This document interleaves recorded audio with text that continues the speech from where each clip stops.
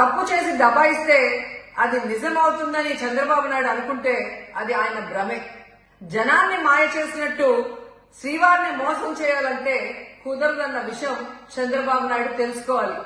జగన్మోహన్ రెడ్డి గారు తిరుమల రావడానికి భయపడుతున్నాడు, డిక్లరేషన్ ఇవ్వబడుతుంది కాబట్టి ఎస్కేప్ అవుతున్నాడు అని చెప్పి జగన్ గారి దమ్ము ధైర్యం గురించి రాష్ట్ర ప్రజలందరికీ బాగా తెలుసు. ఏకంగా తన మతం మానవత్వం చెప్పడం జరిగింది.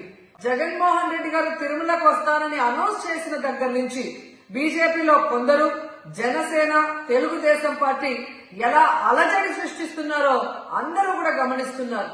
సో నిజమైన భక్తుడు జగన్మోహన్ రెడ్డి గారు ఎప్పుడైనా మళ్లీ వెళ్లి వెంకటేశ్వర స్వామిని దర్శించుకోగలరు.